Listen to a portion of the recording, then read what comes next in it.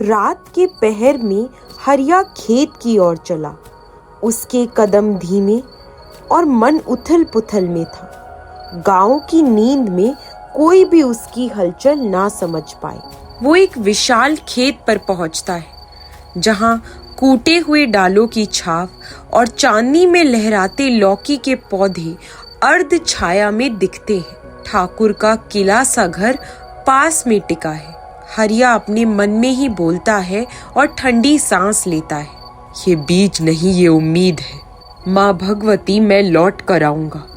वो खेत के पास छिपकर देखता है। वहां एक चौकीदार नींद में पड़ा है और कुछ दूर ठाकुर का कुत्ता लेटा हुआ है। तेज कदमों की आवाज सुनकर ठाकुर अचानक सामने आ जाता है। उसका चेहरा कठोर है। किसने कहा कि किसी को मेरी खेती में आने का अधिकार है? कौन हो तुम? अपराधी बनकर यहाँ क्या कर रहे हो? ठाकुर सिंह, मैं हरिया हूँ। आपका नाम सुनकर सोचता था कि आप बड़ी कद्र के हो, पर मैं विनती करता हूँ, मेरे घर में मृत्यु का सिलसिला जारी है। एक तांत्रिक ने कहा था कि मुझे खेत में से लौकी का विशेष बीज चाहिए, जो आपके खेत में मुझे मिलेगा।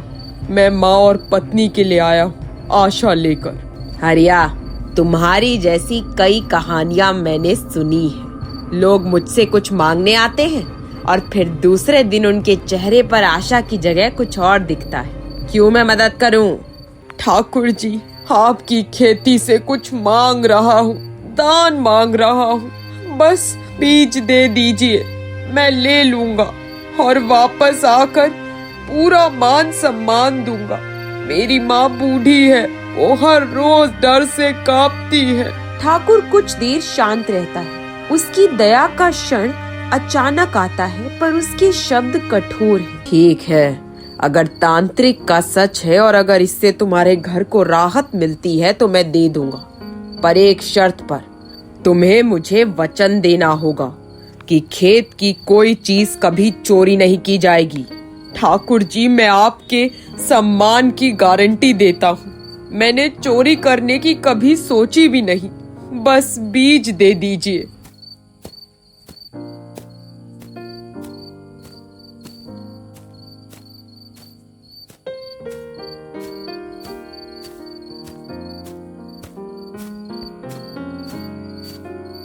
ठाकुर भीतर से लौकी का पतला डिब्बा निकालता है। भीतर एक छोटा सूखा पर असामान्य बीज टिका है। ये बीज पीढ़ियों से हमारे खेत में है। हमारी औलादें इसे वरदान मानकर रखती है। मैं इसे दे देता हूँ, पर एक बात ध्यान में रखना, बीज को जमीन से बाहर नहीं निकालना। अपने घर की मिट्टी में दबा कर रखना, समझे? समझ गया। भगवान आपका भला करे। हरिया धन्यवाद देकर घर की ओर भागता है। रात की ठंडी हवा में उसका चेहरा आशा और चिंता का मिश्रण है।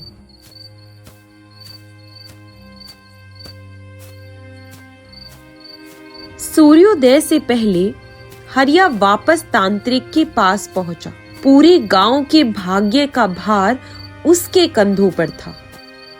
गुफा में तांत्रिक ने चक्र बनवा रखा है। गांव के कुछ लोग, हरिया की माँ भगवंती और कुछ पंडित दूर खड़े हैं।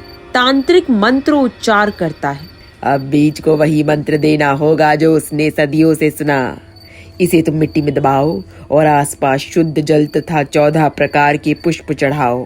फिर तुम घर लौटो और कभी भी उस स्थान से ना हटो। हरिया मिट्टी में बीज दबाता है।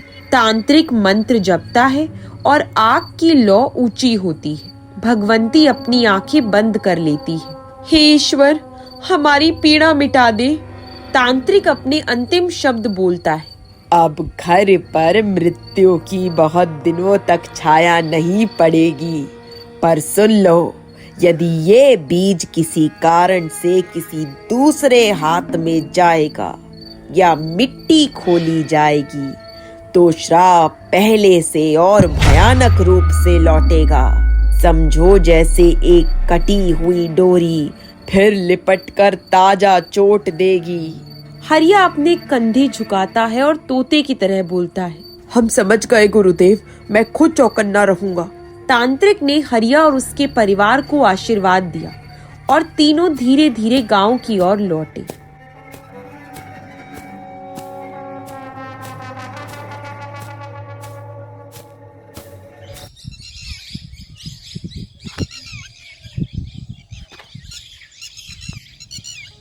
कुछ दिनों बाद घर आंगन में हल्की सी खुशी लौटी। बच्चों का बुखार उतर गया, घर के कुत्ते की सूखी आंखों में चमक आई और माँ ने पहली बार वर्षों में सही नींद पाई। गांव वाले खुश हैं, पर कुछ लोग, ठाकुर के चपल नौकर और कुछ ईर्ष्यालु पड़ोसी इस बदलाव पर शक करते हैं। पूरे गांव में छोटी छोटी खुशियां मंडराती हैं, पर भीड़ में एक लीक दिखती है। ठाकुर का छोटा बेटा सुरेश, जो बीज के बारे में नहीं जानता, पर खेती के रहस्य में घुसपैठ की आदत रखता है।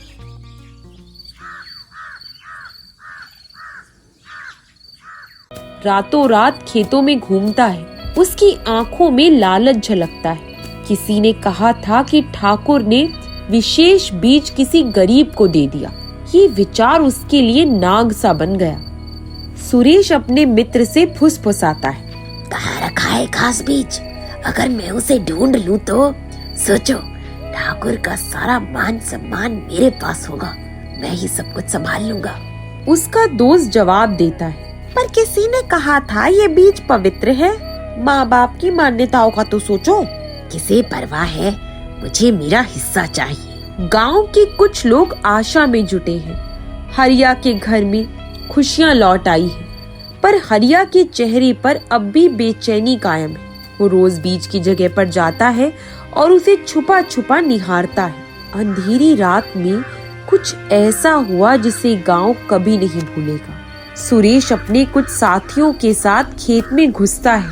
वो उस जगह तक पहुंचता है जहां बीज दबा था। घास का ढेर ताजा ताजा हिलाया गया था। सुरेश हंसता है। देखो, यहाँ कुछ तो है। वो मिट्टी खोदता है। एक चमकती सी चीज दिखाई देती है। बीज नहीं बल्कि कुछ उलझा हुआ। अचानक हवाएं तेज चली। गुफा से ढोलक की तरह गूंज उठी, मानो किसी ने चेतावनी दी हो। साथी में से एक चिल्ला उठा और उसी रात गांव में बिजली की तरह भय फैला। हरिया के छोटे बेटे का बुखार अचानक बहुत तेज हो गया। उसकी सांस रुकने लगी। पहले से सुरक्षित घरों में भी अजीब अजीब दुर्घटनाएं होने लगी। एक हाथी की गुफा में अचानक आग लग गई। एक पुराना कुआं अचानक गड्ढा बनकर लोगों को निगलने लगा। हरिया दौड़ता है। नहीं नहीं, क्या मैंने कुछ किया? मैंने कहाँ गलती की? तांत्रिक का चेहरा उसके दिमाग में चमकता है। उनकी चेतावनी की आवाज गूंजती है। गांव के लोग भयभीत, आक्रोशित और विश्वासघात का शिकार है। भगवंती बिलख पड़ती है। हरिया, तुमने बीज को बचाया था, क्यों खोला गया? किसने किया ये? मुझे नहीं पता, मुझे नहीं पता। ठाकुर का चेहरा भी आधा बदल चुका है।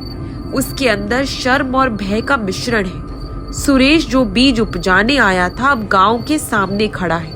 उसकी आंखों में पछतावा और भय दोनों है। मैंने देखा, मैंने खोदा, सोचा था कि मैं नहीं चाहता था कि मुझे माफ कर दिया जाए, पर श्राप ने अपना काम किया। कुछ लोग उस रात ही मर गए। गांव में अंधेरे की फिर से लहर दौड़ पड़ी। अब हरिया के पास सिर्फ 2 रास्ते थे, अपने परिवार को बचाने के लिए गुस्से में टूट जाना या सच की गहराइयों तक पहुंचना।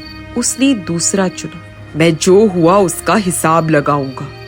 मुझे तांत्रिक के पास फिर जाना होगा और जानना होगा कि श्राप की जड़ कहाँ से आई। अगर ये बीज सिर्फ इलाज नहीं था बल्कि किसी पुरानी गलती की वजह है, तो सच का सामना करना ही होगा। हरिया की माँ और भगवंती उसके चारों ओर जकड़ी आंसू बहा रही है। गांव में रोष और भय का माहौल है, लेकिन हरिया के चेहरे पर अब बदली हुई एक आग है। वो पीछे नहीं हटेगा। हरिया अपने अंदर ही अंदर ठान लेता है, मैं जहां भी जो भी कारण होगा ढूंढ लूंगा, चाहे सच कितना भी कठोर क्यों ना हो, उसे जानूंगा और निवारण ढूंढूंगा। और इस तरह हरिया ने अपनी यात्रा की दूसरी सीढ़ी चढ़ी। पर जंगल की उन छायाओं में अब एक नया रहस्य छिपा था, जो हरिया को उसकी सबसे बड़ी परीक्षा में डाल देगा।